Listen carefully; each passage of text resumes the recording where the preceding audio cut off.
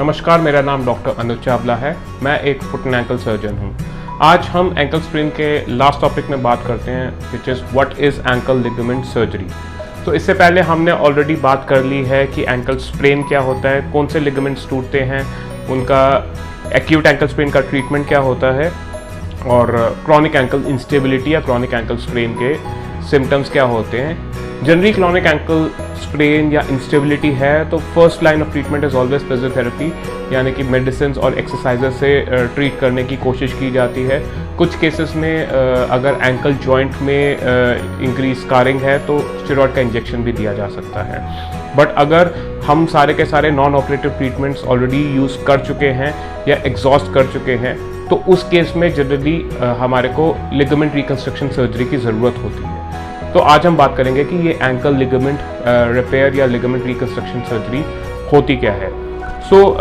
अगर हम फिर से इसी फुट मॉडल पे देखें तो ये हमारा आउटर साइड है जिसमें ये बोन लैटरल मेरुलस या फिबुला है और यहाँ पे हमारे लिगामेंट है ATFL और CFL।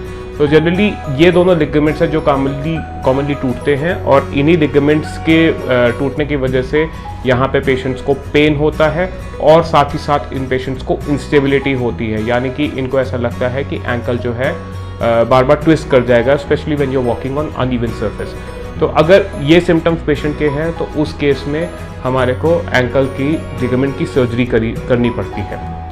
साथ ही साथ ऐसे पेशेंट्स को जनरली एंकल के जॉइंट में स्कारिंग होती है जिसकी वजह से एंकल में पेन होता है और इस पेन को हम एंकल इम्पिंचमेंट या स्पेसिफिकली अगर बात करें तो एंट्रोलैटरल एंकल इम्पिंचमेंट कहते हैं। सो मोस्ट ऑफ दीज पेशेंट्स जिनको पुराने काफ़ी टाइम से इंजरी है, क्रॉनिक एंकल स्प्रेन है, तो उन केसेस में जनरली थोड़ी सी एंकल इम्पिंचमेंट के सिम्टम्स भी होते हैं। तो फिर इस एंकल इम्पिंचमेंट को ठीक करने के लिए हमारे को एंकल की होल सर्जरी या फिर आर्थ्रोस्कोपी भी करनी पड़ती है, जिसमें आर्थ्रोस्कोपिक डिब्राइडमेंट जिसको हम कहते हैं। तो जब हम लिगामेंट रिकंस्ट्रक्शन की बात करें तो अगर हम ACL को देखें तो ACL में जनरली एक फॉरेन ग्राफ्ट या फिर एक ग्राफ्ट जो कि एक टेंडन जो कि किसी और पार्ट ऑफ द बॉडी से या सेम नी के थोड़ा सा साइड से लिया जाता है, उसको हार्वेस्ट किया जाता है और उससे लिगामेंट बनाया जाता है। बट एंकल में ऐसा नहीं होता। Generally first line of treatment या जो फ्रेश एंकल इंजरी के केसेस होते हैं या एंकल इंस्टेबिलिटी के केसेस होते हैं, इसमें जो है अपना ओरिजिनल एंकल टिश्यू या एंकल का लिगामेंट जो है उसी को ही हम रीइंफोर्स करते हैं, रिपेयर करते हैं हड्डी के साथ। और साथ ही साथ हम एक और लेयर होती है एंकल में यहाँ पे जिसको हम कहते हैं एक्सटेंसर रेटिनैकुलम, तो उसकी एक लेयर को भी रीइंफोर्स कर देते हैं to strengthen the repair.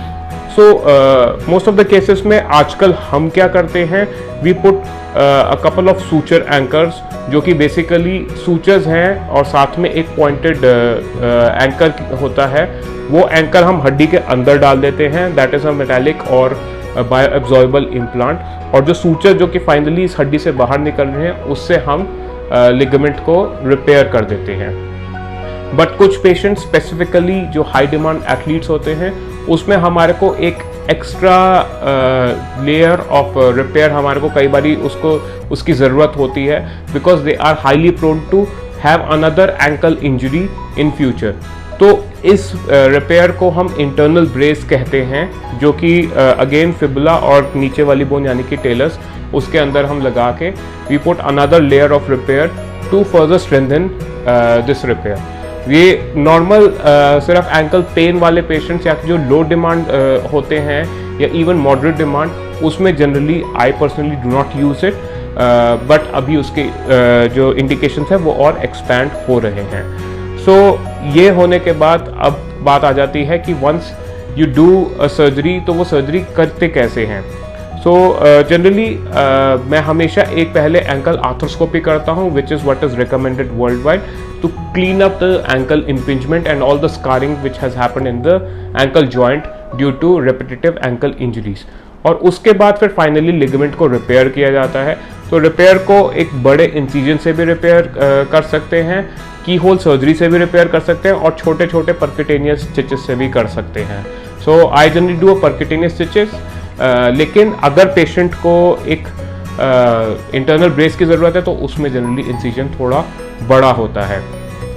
Surgery के बाद लिगामेंट को जो हमने रिपेयर करा है उस रिपेयर को प्रोटेक्शन की ज़रूरत होती है for the first 1.5 month. So post of rehab protocol हर सर्जन का डिफरेंट होता है। So I will talk about what I do and what I have learned from where I have been trained in. So initially एक कच्चा plaster यानी कि back slab दिया जाता है शुरू के 2 हफ्ते में, और उसके बाद एक removable pneumatic boot, long pneumatic boot दिया जाता है पेशेंट को, जिसका काम ऑलमोस्ट एक प्लास्टर की तरह होता है, that it protects the ankle joint and the ligament, but साथ ही साथ उसको निकाल के हम थोड़ी बहुत ही फिजियोथेरेपी भी कर सकते हैं। सो उसके बाद एक बूट दिया जाएगा एट 2 वीक्स पॉइंट, और उस बूट पे ग्रेजुअली उस पर हम वेट बियर कराना पेशेंट को शुरू कर देते हैं, इनिशियली पार्शियल और finally full weight bearing. Boot जो है वो 4 हफ्ते के लिए रहता है, यानी कि total duration after surgery would be 6 weeks. At that point of time we remove the boot and then we put a brace or an ankle binder to the patient. Physiotherapy gradually चलती रहती है and the physiotherapy happens till at least 3 months. If we talk about recovering, total recovery में 3 से 6 महीने लग जाता है, including ability to play sports. But generally if done in a properly selected group of patients and if you combine it with ankle arthroscopic cleaning of the joint, generally results ankle ligament surgery के बहुत अच्छे हैं। तो अगर आपको ऐसा लगता है कि you are suffering from an ankle ligament injury और आपका पेन जो है वो ठीक नहीं हो रहा और MRI में लिगामेंट टेयर या लिगामेंट थिकन दिखा रहा है, so then you can always take an appointment with us. धन्यवाद।